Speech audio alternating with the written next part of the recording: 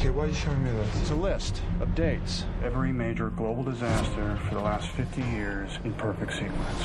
From a piece of paper that's been buried in the ground for 5 decades.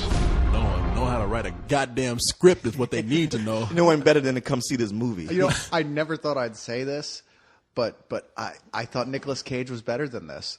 Really? You did? I think this is after his last 6 movies? No, that's what I'm saying. I think this is the low. I think this is that, well, I guess pinnacle, the height of bad movies that any human being can achieve at a Nicolas Cage size stardom. Yeah, no, he's right. Like Bangkok Dangerous, I thought was some bullshit, but at least Bangkok Dangerous was a real straightforward action flick, no matter how bad it might have been. Okay. This shit right here, they did the biggest cop out. I didn't even think they wrote scripts like this anymore. I thought that was a rule.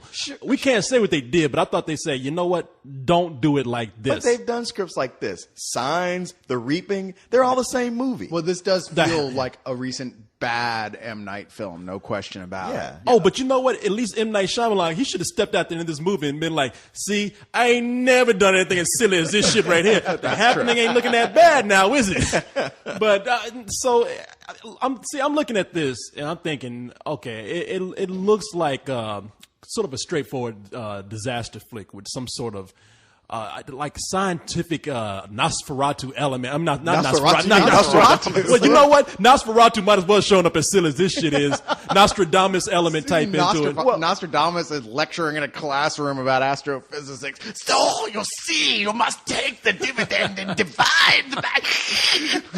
Well, you're right in that I love how you coined this term that I always use, a pastiche of bullshit, where it is like it's a Frankenstein monster where we start out with something supernatural that leads into an astrophysicist, so it's all about science trying to explain it. No, I mean, right from the very beginning, the shit is ridiculous. So, correct me if I'm wrong here, because I'm not sure. I had to ask you guys at the beginning. So, Nicolas Cage, he plays an astrophysicist. Teacher. Professor at MIT. Yes. And his and the movie opens up actually with them putting in a time capsule in 1959. At an elementary school in 1959. Now, where are they living, by the way? Well, Massachusetts. Massachusetts. Okay, because Nicolas Cage lives in the shittiest haunted house in the town. They're like, you look at this house and there's no wallpaper. There's no furniture, really. It's all falling apart. And considering his wife just recently died, it's more likely her ghost is haunting the place. And yet he's got a kick-ass entertainment center, so I don't know. Yeah, he's got that one room. He's like, the rest of the house is going to shit, but I got that one private room right there. So, yeah, the movie opens up in 1959. They're putting a time capsule in the ground at this elementary school, and all the kids are having a great time. It's fun, except for that one weird that one little girl that looks like Christina Ricci. It's always there, making everybody explode and die at the prom. Yeah, no, she's like young Carrie. She's sitting up there. Everybody's having a good time. She's looking the opposite direction and talking to herself, moving her fingers and shit. So, and now you start to realize she's hearing voices and things are going on. She's getting messages from somewhere. We don't know if she's crazy or if they're being transmitted, but they're so strong that she's scratching stuff into walls with her bare fingernails. Well, she's basically like the first person to create Sudoku. She's writing a big Sudoku puzzle while everybody else is doing drawings of the sun with smiley faces on them. Yeah. But they decided to put all this in a time capsule. So they bury this stuff in a time capsule, and we cut 50 years later. Nicolas Cage is hanging out with his son. His son is got a hearing aid and all this kind of stuff, so you know he's gonna start hearing shit too. Yeah. and so he and when he's hanging out with his son one night, I mean, his wife has died, and they're both kind of going through the motions. The son is talking shit to his dad because he's depressed. Nicolas Cage is drinking like bottle after bottle of Wild Turkey, and this is what gets me right here is when he figures out that his son has brought home this paper from this time capsule that is just scribbled with endless rows of numbers.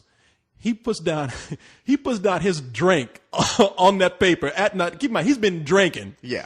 No, he's been drinking. Yeah, like this is leaving Las Vegas drinking that he's doing. Yeah, I mean, gulp after gulp. And all of a sudden, he puts his drink down, and the ring that's left from his drink on the paper, he looks at it, and it's like, you know what?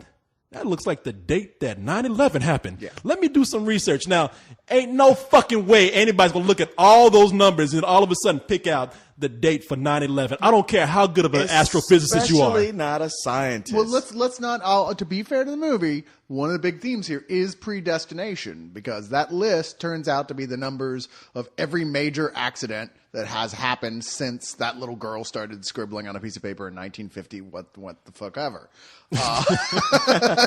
And I mean, the whole movie centers around that idea of things meaning to happen and somehow knowing that everything is set in a certain way, in a certain order of events. Okay. So for him to find it, okay, I didn't have a problem with that. Now, for him as an astrophysicist scientist who's an outspoken skeptic to immediately come to the certain conclusion that these were in fact all inescapable dates, those dates, to spend all night looking this shit up. Yeah, one night. Yeah, no, I had a little more trouble with that. Well, not only that, it's like he circles all these dates. It's like, okay, this is the date it happened, and these are the number of people who got killed. He's researching on the internet. But when his best friend is like, well, what about these that you don't have circled? I haven't figured those out yet. And it's like, well, then, dude, this might be nothing. I was up all night going over this. I went through that list again and again, and I tried to fault it, and I couldn't.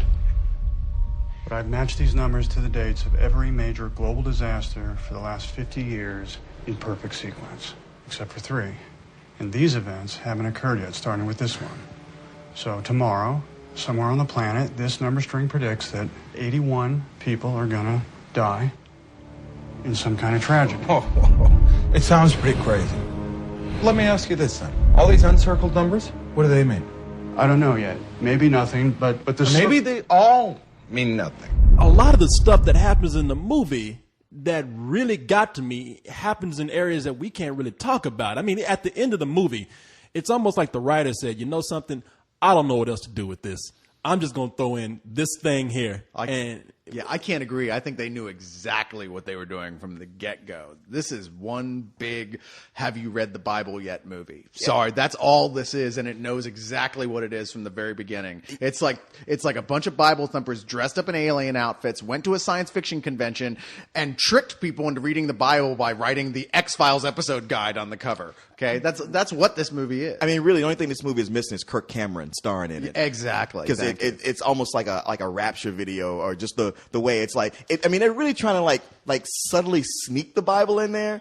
And it's like, y'all, if you do know what subtle means, because you kind of beat me over the head. Like, give me a Band-Aid and a bottle of aspirin or something. Yeah, Signs was the atheist dictionary compared to this. Oh, yeah. I mean, they might as well just have God come out near the end of the credits and just say, that's all, folks. Oh, man, why you spoil the movie? Yeah, exactly. Yeah, God comes out. That's the element I'm talking about.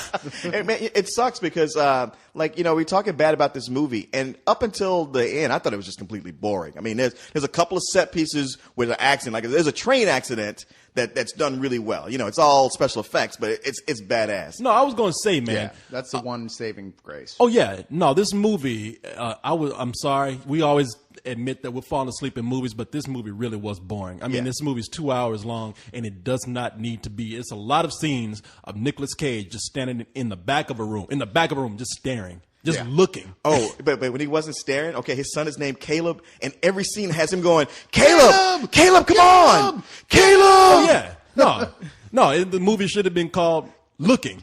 Subtitle Caleb. Caleb with an exclamation point. Where the fuck are you, Caleb? The movie. Where's Caleb? Yeah. But the thing is, man, we could give y'all the funniest review you ever heard, except all this takes place at the end, and we would spoil the ending. Oh yeah, we were cracking up laughing, just making fun of how this ends and how bad it is. But we can't say it. We should to keep you from seeing this fucking movie. No, but we have integrity because we are busting at the seams to tell you how stupid this shit is at the end. I mean, when I say stupid, I'm talking about I'm rolling my eyes.